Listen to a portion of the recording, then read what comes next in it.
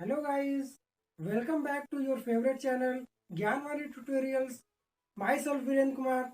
Today we will discuss about present perfect tense. दोस्तों हमने आप अभी तक जो है कि कंटिन्यूअस टेंस और सिंपल टेंसेस पढ़ लिए हैं। आज से हम शुरू करने जा रहे हैं परफेक्ट टेंस और आज आपको मैं एक नए तरीके से पढ़ाऊंगा। आई होप आपको मेरा ये वीडियो अच्छा लग रहा होगा। अगर आप मेरे चैनल पे अभी भी नए हैं तो हमारे चैनल को सब्सक्राइब करें और हमारे वीडियो को अंत तक देखें। अगर हमारे ये आपको लेक्चर अच्छा लगे, अगर ये टेंस पढ़ने का तरीका आपको अच्छा लगे और आपको सीखने को मिले तो ये अपने दोस्तों में भी शेयर करें। चलिए दोस्तों शुरू करते हैं। आज हम लोग पढ़ेंगे present perfect tense. Present perfect tense का जो सिम्टम्स होता है वो मैं आपको बताऊंगा। इसका जो सिम्टम्स है कि किसी भी वाक्य के अंत में चुका है, चुकी है, चुके हैं आदि शब्द आते हैं। किसी भी वाक्य के अंत में चुका है, चुकी है और चुके हैं आए तो आप लोग समझ जाइएगा कि कौन सा टेंस है, प्रेजेंट परफेक्ट टेंस। तो दोस्तों मैं जस्ट अब बात करता हूँ, जैसे एक एग्जाम्पल में देता हूँ। जैसे राम जा चुका है, मोहन खा चुका है, मैं पढ़ चुका हूँ, सीता गा चुकी है। तो ये सब सेंटेंसेस आते हैं प्रेजेंट परफेक्ट टेंस में। अब मैं ऑन द पॉइंट सीधे आता हूँ, एट द पॉइंट पे मैं सीधे आता हूँ ट्रांसलेशन पे, क्योंकि अब टेंस में सबसे जो बड़ी चीज होती है हम लोग ट्रांसलेशन सीखते हैं, कैसे वाक्यों को ट्रांसलेट किया जाता है। तो मैं आज बात करूंगा एक थोड़ा नए तरीके से आपको मैं पढ़ाऊंगा। मैं आपको अफर्मेटिव और निगेटिव साथ में लेके चलूंगा और बिल्कुल इजी तरीके से, क्योंकि आप लोग को कमेंट आ रहे थे कि सर थोड़ा वीडियो लंबा हो जा रहा है, थोड़ा छोटा करके पढ़ाइए। तो मैं आपको बिल्कुल छोटा करके पढ़ाऊंगा, लेकिन आप लोग घबराइएगा मत, आपको चीजें उतनी ही समझ में आएंगी और उतने सरल तरीके से ही समझ में आएंगी। तो चलिए बात करता हूँ अफर्मेटिव सेंटेंस की प्रेजेंट परफेक्ट टेंस में।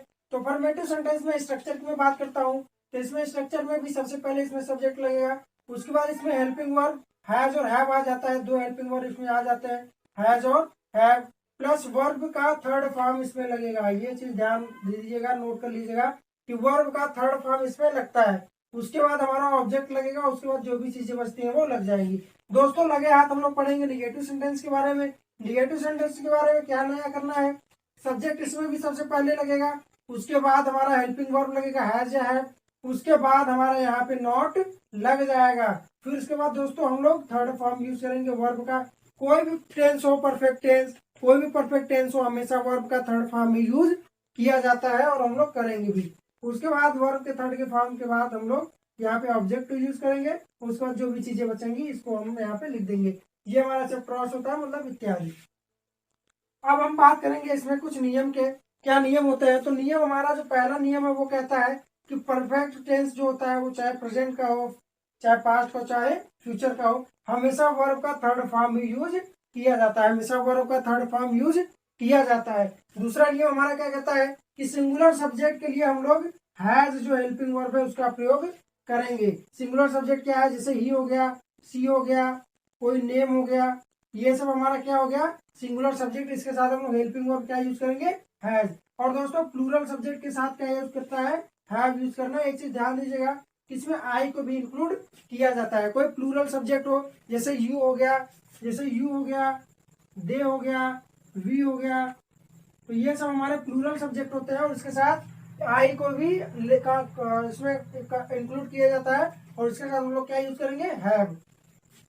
अगला हम लोग बात करते हैं निगेटिव सेंटेंस में। तो निगेटिव सेंटेंस में एक नियम आ जाता है कि जो नॉट हम लगाएंगे वो कहाँ लगाएंगे, उसका पोजीशन क्या होगा, तो वो हैज या हैव के बाद लगेगा, जैसे कि हमने स्ट्रक्चर में बताया। तो दोस्तों आप चाहिए तो जल्दी से इसका एक स्नैपशॉट ले लीजिए और एक नियम अपना बना लीजिए। इसके बाद हम लोग जल्दी से ट्रांसलेशन सीखेंगे।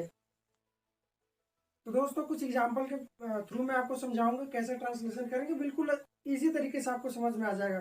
क्योंकि मैं आपको शुरू से कहते आता हूँ कि आप लोग वर्ब का फॉर्म याद करिए। वर्ब का मैंने शुरू में बताया था कि वर्ब का तीन फॉर्म होता है, V1, V2 और V3। V2 और V3, इसमें इसको पास्ट पार्टिसिपल भी बोलते हैं। इसको याद रखिएगा, इसको क्या बोलते हैं, पार्टिसिपल फॉर्म भी बोलते हैं, या इसको थर्ड फॉर्म बोलते हैं। मेनली हम इसको मेन वर्ब बोलते हैं, इसको मेन वर्ब बोलते हैं, इसको सेकेंड फॉर्म, और ये हमारा थर्ड फॉर्म बोला जाता है, ऐसा बोला जाता है। तो ये वर्ब है, आप लोग याद करिए। जैसे गो वेंट गॉन, तो गॉन हमारा जो है वो थर्ड फॉर्म है। तो ऐसे आप लोग वर्ब याद करिए। चलिए हम लोग ट्रांसलेशन स्टार्ट करते हैं। ट्रांसलेशन में सबसे पहला हमारा एग्जाम्पल है, राम मंदिर जा चुका है। राम मंदिर जा चुका है। अब हम लोग बनाएंगे बिल्कुल इसी तरीके से। सब्जेक्ट हम लोग सबसे पहले लिखते हैं। सब्जेक्ट क्या होता है कि जो काम करता है। अगर आपको कोई डाउट हो तो मेरा जो पहले का वीडियो आप लोग देख सकते हैं। तो राम मंदिर जा चुका है, तो राम हमारा सब्जेक्ट हो गया। राम को सबसे हम पहले लिख देंगे। देखिए मैंने यहाँ पे स्ट्रक्चर लिख दिया ताकि आप लोग को अगर कोई डाउट हो तो यहाँ से देख सकते हैं। तो राम को हमने पहले लिख दिया, उसके बाद हैज या हैव हेल्पिंग वर्ब लगेगा। चूंकि राम हमारा सिंगुलर है, इसके साथ हमारा हैज जो है हेल्पिंग वर्ब लगेगा। अब इसके बाद हमारा वर्ब का थर्ड फॉर्म लगेगा। जाना का होता है गो, और चुका है मतलब थर्ड फॉर्म क्या लगेगा, गॉन। गो वेंट गॉन। तो Ram has gone to temple, मंदिर का होता है टेम्पल। तो Ram has gone to temple, ये हमारा हो गया, ये हमारा हो गया, राम मंदिर जा चुका है। दूसरा हमारा एग्जाम्पल है कि सीता पूजा कर चुकी है। सीता पूजा कर चुकी है, तो हमारा सबसे पहले सब्जेक्ट लिखा जाएगा। ये आप हमेशा स्ट्रक्चर ध्यान में रखिएगा, स्ट्रक्चर हमेशा याद करेंगे तो आपको आसानी होगी बनाने में। तो सीता पूजा कर चुकी है, तो हमारा सब्जेक्ट हो गया सीता। सीता कैसे सब्जेक्ट हो गया, किसी भी वाक्य में अगर कौन लगा के पूछिए, अगर जो उत्तर मिले वही हमारा सब्जेक्ट होता है। तो कौन पूजा कर चुका है, सीता। तो सीता हमारा सब्जेक्ट हो गया। उसके बाद हम लोग क्या कहता है नियम की हेल्पिंग वर्ब लगाएंगे, हैज या हैव। तो हमारा सीता के बाद हैज हमारा हेल्पिंग वर्ब लग जाए। उसके बाद हमारा वर्ब का थर्ड फॉर्म लगेगा। तो पूजा करने का होता है वर्शिप, क्या होता है, वर्शिप। वर्शिप हमारा होता है पूजा करने का, चूंकि थर्ड फॉर्म है इसलिए वर्शिप्ड हो जाएगा। तो सीता हैज वर्शिप्ड, तो ये हमारा हो गया कि सीता पूजा कर चुकी है। तो सीता पूजा कर चुकी है, सीता हैज वर्शिप्ड। अगला हमारा जो एग्जाम्पल है तीसरा वाला, वो कहता है कि वे सब पुस्तक रख चुके हैं। वे सब पुस्तक रख चुके हैं, हमारा सब्जेक्ट क्या है, वे सब, इसकी अंग्रेजी होती है दे। अब इसके बाद क्या कहता है, हमारा नेम हैज या हैव लगेगा। क्योंकि दे मतलब प्लूरल हो गया, तो इसके साथ क्या लगेगा, हैव लगेगा। क्या लगेगा, हैव। अब उसके बाद कहता है हमारे नियम की वर्ब का थर्ड फॉर्म। क्योंकि रखना का अंग्रेजी होता है पुट, रखना की अंग्रेजी क्या होती है, वर्ब पुट होता है। लेकिन पुट का जो तीनों फॉर्म है वो पुट पुट पुट ही होता है। मतलब फर्स्ट फॉर्म भी पुट होता है, सेकंड फॉर्म भी पुट होता है, और थर्ड फॉर्म भी पुट होता है। अब इसके लिए आप लोग को ज्यादा से ज्यादा वर्ब याद करना पड़ेगा और वर्ब का फॉर्म याद करना पड़ेगा, तभी आप अच्छी तरीके से टेंस सीख पाएंगे। तो दे हैव पुट, अब पुस्तक का होता है book, they have put book, वे सब पुस्तक रख चुके हैं। चौथा हमारा एग्जाम्पल क्या है कि मैं क्रिकेट खेल चुका हूँ। मैं क्रिकेट खेल चुका हूँ, मैं हमारा हो गया सब्जेक्ट, इसकी अंग्रेजी हो गई आई। अब क्या कह रहा है कि हैज हैव लगेगा। मैंने बताया था आपको नियम दूसरा में कि जो हमारा प्लूरल है उसके साथ हैव लगेगा और आई के साथ भी हैव लगेगा। तो आई हैव खेलने का होता है प्ले, क्या होता है, प्ले। क्योंकि थर्ड फॉर्म है इसलिए इसका थर्ड फॉर्म होता है प्लेड। तो आई हैव प्लेड। अब क्या चीज, क्रिकेट बचा हमारा, क्रिकेट यहाँ पे हमने लिख दिया। तो मैं क्रिकेट खेल चुका है, आई हैव प्लेड क्रिकेट, बिल्कुल इजी तरीके से। अब आगे मैं बात करता हूँ, यहाँ से हम लोग निगेटिव सीखेंगे, निगेटिव का, ठीक है। हम लोग यहाँ किसका सीखेंगे, निगेटिव का। तो निगेटिव में सबसे पहला हमारा जो सेंटेंस है कि वह अपने चाचा के घर नहीं जा चुका है। वह अपने चाचा के घर नहीं जा चुका है। निगेटिव का स्ट्रक्चर हमारा ये है, इसमें भी सबसे पहले हमारा क्या लगेगा, सब्जेक्ट लगेगा। तो ही हो गया हमारा सब्जेक्ट, क्योंकि जा चुका है तो ये मेल के लिए है, तो ये ही लगेगा। अगर फीमेल होती, अगर चुकी होता तो वहां पे क्या लगता, सी लगता। तो वहां के लिए हमारा सब्जेक्ट हो गया ही। आप कह रहा है कि हमारा हेल्पिंग वर्ब लगेगा इसमें भी। तो हमारा हेल्पिंग वर्ब चूंकि सिंगुलर के साथ क्या लगेगा, हैज, मतलब एक वचन के साथ हैज। तो ही हैज। अब कह रहा है कि इसके बाद हमारा क्या लगेगा, नॉट लगेगा। क्या लगेगा, नॉट। तो he has not, he has not. अब कह रहा है कि वर्ब का थर्ड फॉर्म ही लगेगा, हमेशा याद रखिए। चाहे अफर्मेटिव हो, चाहे निगेटिव हो, चाहे इंट्रोगेटिव हो, अगर परफेक्ट टेंस है तो हमेशा वर्ब का थर्ड फॉर्म ही यूज होगा। तो ही हैज नॉट, वर्ब का जाना का होता है गो, और इसका थर्ड फॉर्म हो गया गॉन। तो he has not gone to, अपने चाचा के घर, his uncle's home, uncle's home, ये हमारा हो गया। तो वो अपने चाचा घर नहीं जा चुका है, he has not gone to his uncle's home. छठवां हमारा है कि हम सब आगरा नहीं घूम चुके हैं। हम सब आगरा नहीं घूम चुके हैं। तो चूंकि हमारा सब्जेक्ट क्या हो गया, हम सब, तो हम सब की अंग्रेजी हो गई वी। अब इसमें बाद हम लोग का हेल्पिंग वर्ब लगेगा। तो हेल्पिंग वर्ब हमारा क्या हो गया, हैव। क्यों, क्योंकि वी हमारा प्लूरल है, मतलब बहुवचन है। तो वी हैव। इसके बाद नियम कहता है कि नॉट लगा दीजिए क्योंकि यहाँ पे नहीं है। तो वी हैव नॉट।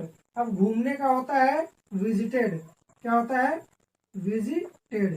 क्योंकि विजिट होता है घूमना और उसकी थर्ड फॉर्म होता है विजिटेड। तो we have not visited Agra, we have not visited Agra. बचा हमारा आगरा, हमने यहाँ पे लिख दिया। तो we have not visited Agra. हमारा अगला सेंटेंस है कि मैं सड़क पर नहीं टहल चुका हूँ, मैं सड़क पर नहीं टहल चुका हूँ। हमारा नियम कहता है कि सबसे पहले सब्जेक्ट, तो मैं का इंग्लिश हो गया आई। अब कहता है कि हमारा लगेगा हेल्पिंग वर्ब, तो आई के साथ हमारा हेल्पिंग वर्ब क्या लगेगा, हैव लगेगा, मैंने बताया। तो आई हैव।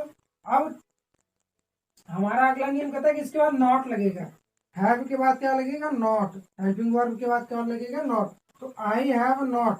टहलना का होता है वॉक, टहलना क्या होता है, वॉक, क्योंकि थर्ड फॉर्म है इसलिए वॉक्ड हो जाएगा। तो थर्ड फॉर्म क्या होता है वॉक का, वॉक्ड होता है। तो आई हैव नॉट वॉक्ड, सड़क पर, कहाँ पे, सड़क पे, on the road, on the road. ये हमारा हो गया, मैं सड़क पर नहीं टहल चुका हूँ। आप लोग चाहे तो इसका एक स्नैपशॉट ले लीजिए और अपने से भी, और अपने से जो है और सेंटेंस बना के हिंदी के आप लोग उसका जो है प्रैक्टिस करिए, ताकि अच्छे से आप लोग का जो ट्रांसलेशन है वो आप लोग, और टेंस जो है आप लोग सीख सके। एक स्नैपशॉट ले लीजिए। तो दोस्तों अब हम आगे बात करेंगे प्रेजेंट परफेक्ट टेंस में जो इंट्रोगेटिव सेंटेंस होता है उसका ट्रांसलेशन किस प्रकार से किया जाता है। जैसे कुछ सेंटेंस में आपको बता रहा हूँ, जैसे क्या मैं खाना खा चुका हूँ, क्या सीता गाना गा चुकी है, वह क्यों नहीं पढ़ा चुका है, मेरे अतिथि कब आ चुके हैं। तो ये सब सेंटेंस है जिसका ट्रांसलेशन किस प्रकार से किया जाएगा वो मैं आपको बताऊंगा। तो प्रेजेंट परफेक्ट टेंस में हम लोग ट्रांसलेशन सीखते हैं इंट्रोगेटिव सेंटेंस का। तो जैसा मेरा रूल है मैं आपको बताता हूँ सबसे पहले स्ट्रक्चर के बारे में, क्योंकि स्ट्रक्चर का अगर हम लोग जान लिए तो हम लोग ट्रांसलेशन में बहुत ही आसानी से कर ले जाएंगे। तो स्ट्रक्चर में सबसे पहले हम लोग क्वेश्चन वर्ड लिखते हैं। क्वेश्चन वर्ड मतलब जैसे व्हेन हो गया, वेयर हो गया, व्हाट हो गया, मतलब जिससे प्रश्न पूछा जाता है वो सब क्वेश्चन वर्ड, का, क्या, कौन, किसे, कैसे, ये सब हमारे क्वेश्चन वर्ड होते हैं।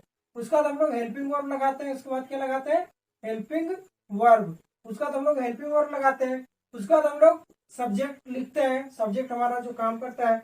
उसके बाद हम लोग वर्ब का थर्ड फॉर्म यूज करते हैं हमेशा परफेक्ट टेंस में।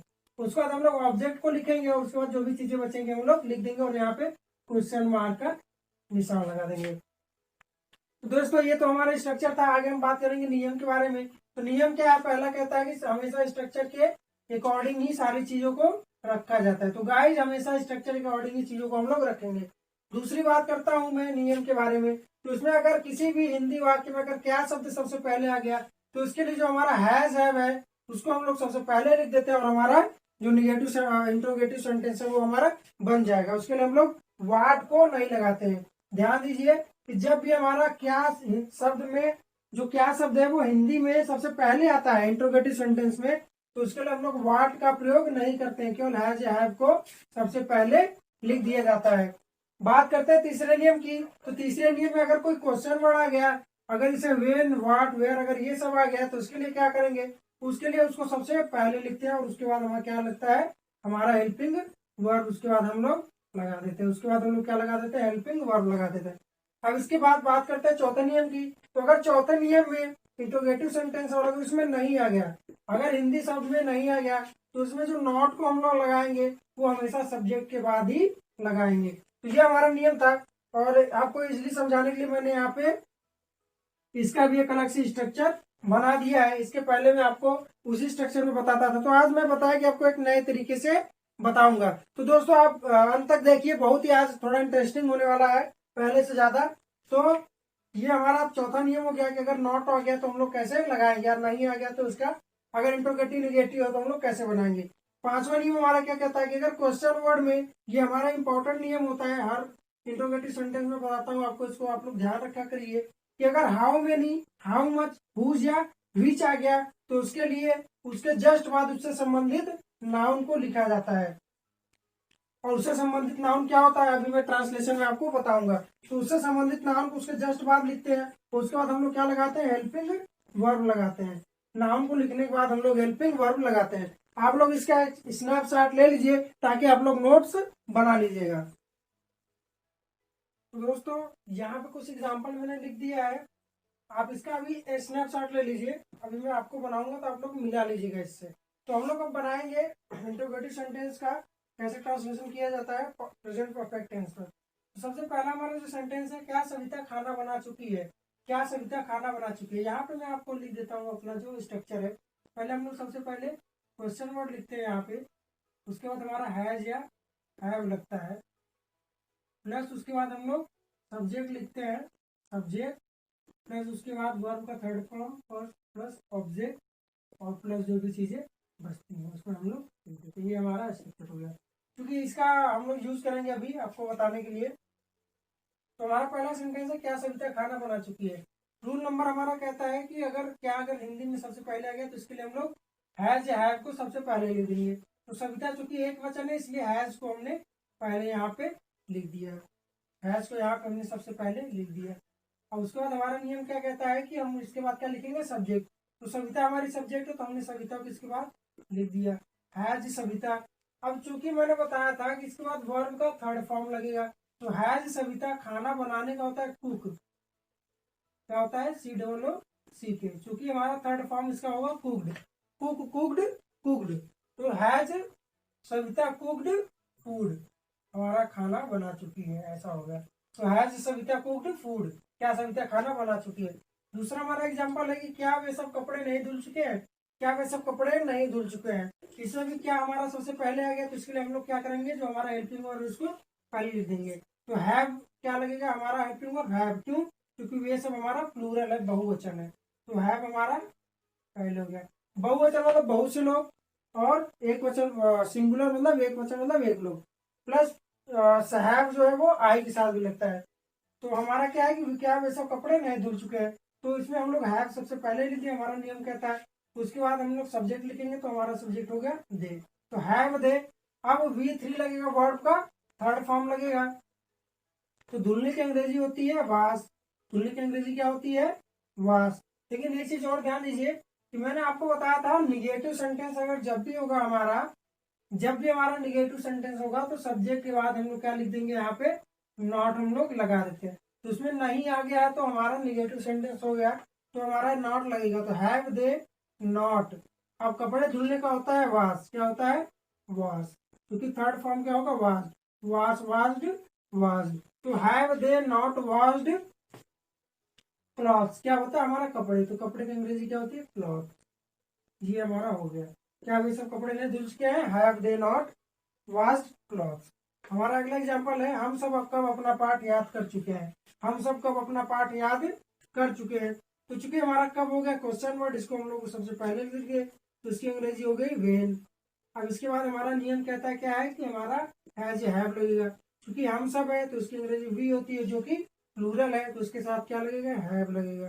तो वेन हैव, इसके बाद हमारा सब्जेक्ट लगेगा, तो सब्जेक्ट हमारा हो गया वी। तो वेन हैव वी। अब याद करने का होता है लर्न। याद करने क्या होता है, लर्न। लेकिन हमारा थर्ड फॉर्म क्या होता है, लर्न लर्न लर्न। या तो इसमें आप ईडी लगा दीजिए, लेकिन एक और भी होता है LERNT, ये भी हमारा होता है, लेकिन मेनली हम लोग ये यूज करते हैं। ठीक है। तो वेन हैव वी लर्न। अब इसका क्या है कि अपना पाठ, तो अवर लेसन, ये हमारा हो गया। तो हम सब कब अपना पाठ याद कर चुके हैं, तो when have we learn our lesson, ये हमारा हो गया। अगला हमारा एग्जांपल है, तुम सब कहाँ पहुंच चुके हो। तुम लोग कहाँ पहुंच चुके हो। तो चूंकि हमारा कहाँ हो गया क्वेश्चन वर्ड, इसकी अंग्रेजी होती है वेयर, तो इसको हम लोग सबसे पहले लिख दिए, क्योंकि हमारा नियम यही कहता है। तो वेयर हो गया। अब इसके बाद तुम लोग हमारा प्लूरल हो गया, तो इसके लिए हमारा हेल्पिंग वर्ब लग जाएगा हैव, क्योंकि हमारा नियम यही कहता है। ऊपर देखिए यहाँ पे।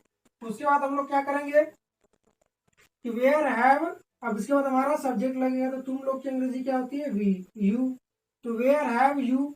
अब उसके बाद पहुंचने की अंग्रेजी होती है रिच, क्या होती है, रिच। क्योंकि इसका थर्ड फॉर्म लगना है, तो रिच्ड हो गया। रिच रिच्ड रिच्ड, ये हमारा हो गया। तुम लोग कहाँ पहुंच चुके हो, तो वेयर हैव यू रिच्ड। हमारा अगला जो सेंटेंस है, मैं क्या नहीं खा चुका हूँ। मैं क्या नहीं खा चुका हूँ।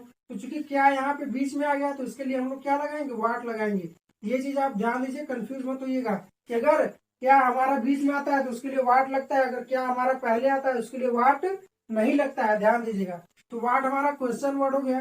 तो इसके बाद हम लोग हेल्पिंग वर्ड लगाएंगे, तो मैं के साथ क्या हेल्पिंग वर्ड लगता है, हैव। तो वाट हैव। अब सब्जेक्ट लगेगा, हमारा नियम कहता है इसके बाद सब्जेक्ट लगेगा हेल्पिंग वर्ब के बाद। तो यहाँ पे आई हो गया, तो व्हाट हैव आई। अब खाने की अंग्रेजी होती है ईट, क्या होता है, सॉरी एक चीज और ध्यान दीजिए कि हमारा ये निगेटिव है, यहाँ पे नहीं भी है, तो हमारा सब्जेक्ट के बाद क्या लग जाएगा, नॉट। तो what have I not, what have I not. मैंने स्ट्रक्चर आपको अलग से लिखाया था कि जैसे जो निगेटिव सेंटेंस होता है इंट्रोगेटिव नेगेटिव, तो उसके लिए सब्जेक्ट के बाद क्या लगा देते हैं, नॉट।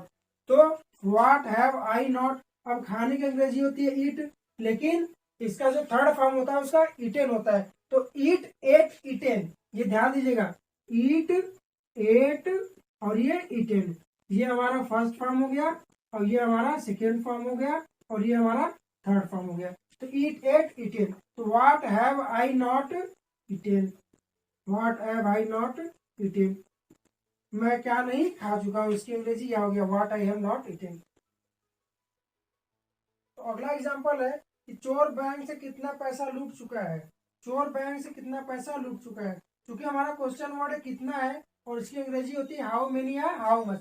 तो अगर हमारा हाउ मेनी या हाउ मच लगता है तो मैंने स्पेशल केस में चाहा था, पहले इसको मैं लिख लेता हूँ कि इसका लगेगा, चूंकि काउंटेबल है मतलब गिन सकते हैं, तो उसका हमारा लगेगा how many, how many, how many लगेगा क्योंकि काउंटेबल है। तो हाउ मेनी, क्योंकि इसका मैंने बताया इससे संबंधित नाउन इसके जस्ट बाद लिखेंगे।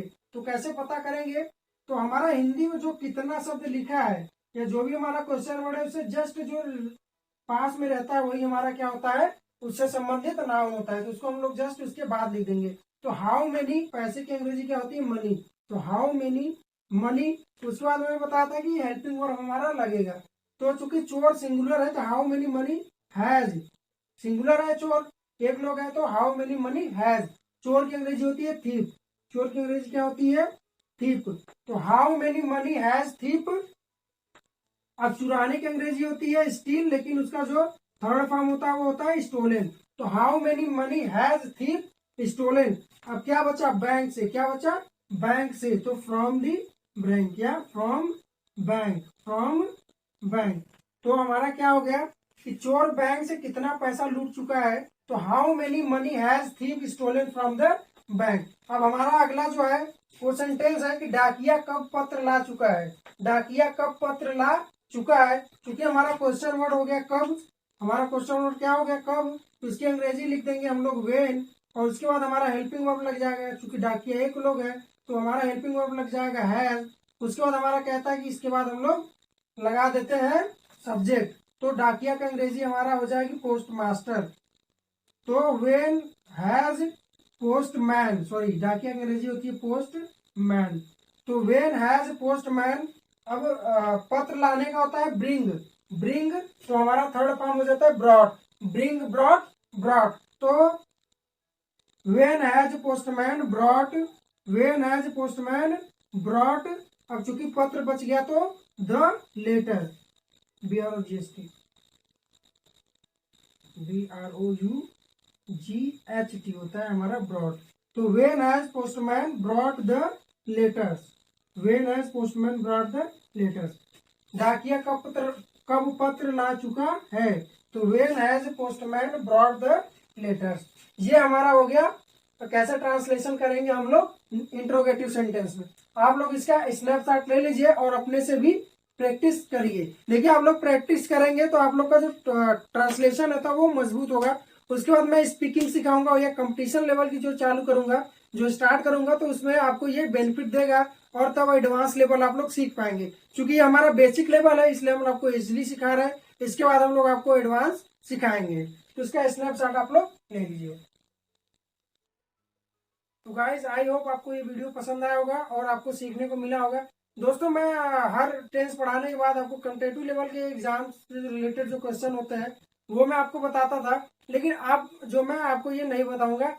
लेकिन ऐसा नहीं कि मैं बताऊंगा नहीं, आप लोग को मैं टेंस कंप्लीट कराने के बाद मैं उसका ट्यूटोरियल 2-4 दिन का करा दूंगा। और SSC लेवल के जो क्वेश्चन होते हैं, जो CHSL लेवल के होते हैं, जो CGL लेवल के होते हैं, कौन से क्वेश्चन पुटअप होते हैं वो मैं आपको बता दूंगा। तो दोस्तों अगर आप हमारे चैनल पे हैं तो हमारे चैनल को सब्सक्राइब करें और अपने दोस्तों को भी शेयर करें, क्योंकि इतने इजी तरीके से, इतने सरल तरीके से अंग्रेजी जो है सीखने को कहीं नहीं मिलेगा। मैं आपको कंबाइंड क्लास चलाता था लेकिन वीडियो लंबा हो जाता था, आप लोगों ने कमेंट करके बोला कि छोटा छोटा वीडियो बनाइए, तो आपको सीखने को मिलेगा। इसके बाद मैं कॉम्पिटेटिव बनाऊंगा और अगर आपका टेंस कंप्लीट करके मैं आप लोग को स्पीकिंग भी कराऊंगा तो आपके ही अकॉर्डिंग मैं चलूंगा ताकि आप लोग ज्यादा से ज्यादा गेन कर पाए। तो दोस्तों इसके लिए आप हमें भी सपोर्ट करिए और अपने दोस्तों को शेयर करिए।